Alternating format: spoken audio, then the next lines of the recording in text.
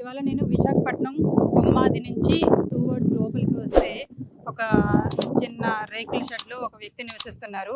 ఆ నివాసం ఎలా నివసిస్తున్నారు అంటే ఆ బ్రతుకు పైన జీవితం పైన విరక్తి కలిగేలాంటి జీవితంలో ప్రజెంట్ ఆయన నివసిస్తున్నారు. తినడానికి తిండి ఉన్నా కూడా తినలేని పరిస్థితి.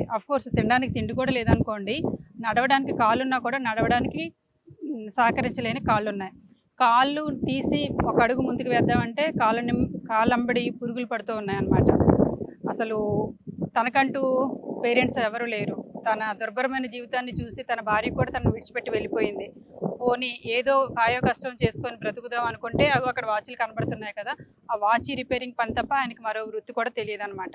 మెడిసిన్ కూడా కొనుక్కోలేని పరిస్థితి. ఎందుకంటే ఎవరినైనా అడిగినా కూడా 1 నెల అడుగుతారు, 2 నెలలు అడుగుతారు. దాదాపు కొన్ని ఏళ్ల పాటు కూడా జబ్బుతో ఆయన బాధపడుతూ ఉండగా ఒక 1 మంత్ నుంచి నన్ను ఫాలోఅప్ చేస్తూ ఉన్నారు. సో ఆయన బాధకి ఏమైనా కొంచెం నేను హెల్ప్ అవుతానేమో తగ్గించడానికి చూస్తాను. వెళ్ళి ముందు ఆయనతో మాట్లాడి ఆయన పరిస్థితిని ఏమాత్రమైనా కొంచెం తగ్గించే అవకాశం ఉంటే కనుక తగ్గించే ప్రయత్నం చేద్దాము. రండి.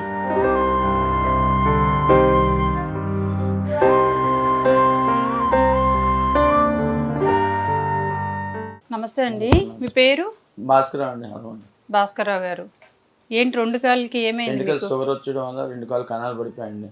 కన్నాలు పడిపోయి 12 సంవత్సరాలు అయింది.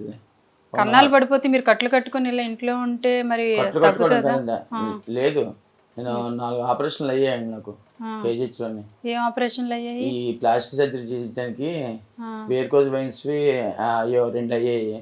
అప్పుడు మధ్య కరోనా వచ్చిందండి. స్టార్టింగ్ కరోనా వచ్చింది కదా, కరోనా వచ్చిన ఆ 3 ఏళ్ళు ఇంకా ఎవరు ట్రీట్మెంట్ చేయలేదండి. పైన అక్కడే ట్రీట్మెంట్ చేయించుకుంటూ కరోనా వెళ్ళిపోయి ఇప్పుడు 4 ఏళ్ళు అవును వెళ్ళిపోయిందండి. మళ్ళీ కరోనా వెళ్ళిపోయిన తర్వాత మళ్ళీ వెళ్ళాను. వెళ్ళిన తర్వాత మళ్ళీ జాయిన్ అయ్యాను. మళ్ళీ ఆపరేషన్ చేద్దాం కోసం షుగర్ బీపీ 2 ఎక్కువైపోతే ఈ 2 తగ్గించుకొని వస్తే చేస్తాను అన్నారు. ఆ మధ్యన మళ్ళీ వెళ్ళిన తర్వాత షుగర్ బీపీ 2 తగ్గించుకోవడానికి వెళ్తే ఈ కన్నాలు పడిపోయింది నీకు ఒకవేళ ఇక్కడ చర్మం తీసి అక్కడ పెట్టినా సరే నీకు ఉండదు, కాలు తీసేయాలి అక్కడ నీకు అని అన్నారు.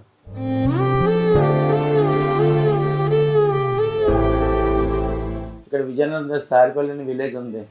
అక్కడ డాక్టర్ రవివర్మ గారు ఉన్నారు. అతను ఏం తీయక్కర్లేదు, హీలింగ్ అవుతుంది కాలు, కాకపోతే 1-2 సంవత్సరాలు పడుతుంది హీలింగ్ అవ్వడానికి. లోపు నుంచి చర్మం కూడుకొని వస్తుంది. నెలకి వచ్చి మందులు తీసుకుంటే అవుద్ది. నెలకి 2000 అవుతాయండి. ఆ నెలకి 4 నెలలు వెళ్ళాను, బాగానే హీలింగ్ అవుతుంది, బాగానే ఉంది. ఇంక 4 నెలల నుంచి మాకు బేరాలు అవి ఏమీ లేవు. ఇంకా కుంటు పడిపోయింది. ఇంకా నేను మందులకి వెళ్ళడం మనిషి 4 నెలల నుంచి మళ్ళీ మామూలు అయిపోయింది. కాలు తగ్గుతుందండి, ఆయుర్వేదిక్ తగ్గుతుంది బాగానే.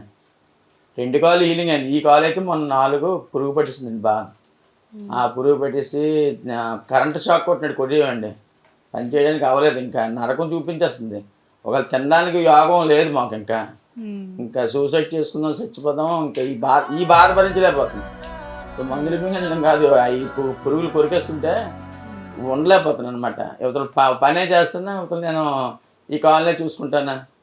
అప్పటికే 4 పురుగులు తీసి చంపేశాను అనమాట. ఇంట్లో ఎవరు లేరా? మీకు పెళ్ళి అవ్వలేదా? అయ్యింది, మ్యారేజ్ అయింది. మా అమ్మగారికి అప్పుడు కొంచెం పెరాలసిస్ అనమాట. మా మిస్సెస్ ఇక్కడ ఉన్న మా అమ్మగారికి వెళ్ళిపోతాను అన్నది. అది సెటిల్మెంట్. పిల్లలు లేరండి. అమ్మగారు నాన్నగారు చనిపోయారు.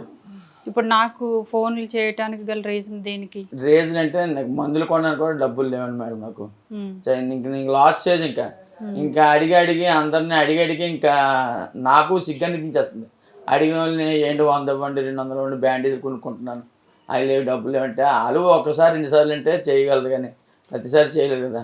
లాస్ట్ టైం ఇంకా ఏదైనా పాయిజన్ మింగి చచ్చిపోతాం, ఈ బాధపడి కన్నా ఎందుకు. ఇంకా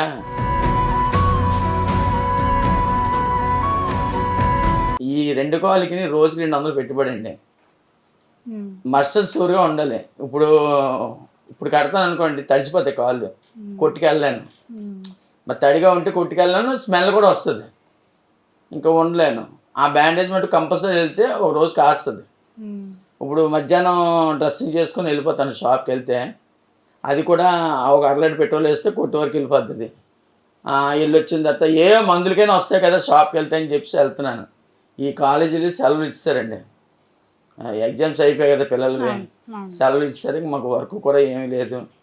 ముందు ఎలా జరుగుతుందో ఏదో తెలీదు.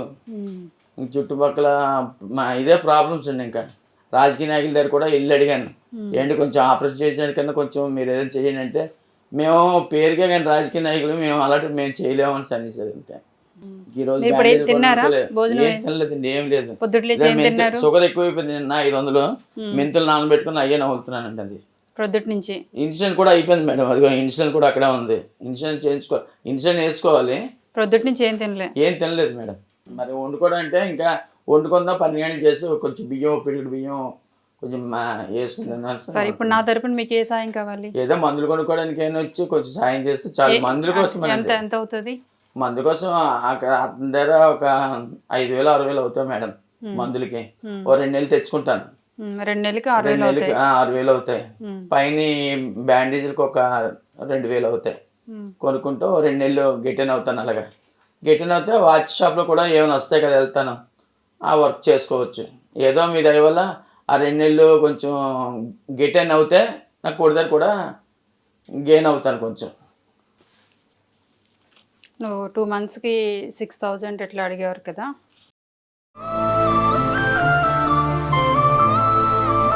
ఈ 2 మంత్స్కి ముందే నేను ఇచ్చే 1 మంత్ కాకుండా 2 మంత్స్కి ముందు మీరు వెళ్ళి ఇమ్మీడియట్గా ఇవాళ సాయంత్రం వెళ్తే సాయంత్రం వెళ్ళండి, లేకపోతే డాక్టర్ గారు టైం 12 వస్తారు. డాక్టర్ గారు 12 4 రోజులు ఉంటారు. ఓకే, 15 వరకు ఉంటారు. ఆ 15 రోజులని మందులు తీసుకోవాలన్నమాట. సరే, మీరు రైస్ అవి అయితే నార్మల్ రైస్ అయితే తినకూడదు. ఓకే, కొరలే ఉన్నాయి. కొరలో కొంచెం ఇవి తింటే ఇంకా షుగర్ ఎక్కువ అవుతుంది కదా, ఎందుకంటే హై లెవెల్లో ఉంది మీకు షుగర్, నార్మల్ గా లేదు. తినకపోయినా వచ్చేస్తుందండి హై లెవెల్. ఆ షుగర్ కంట్రోల్ అవ్వట్లేదు అసలు.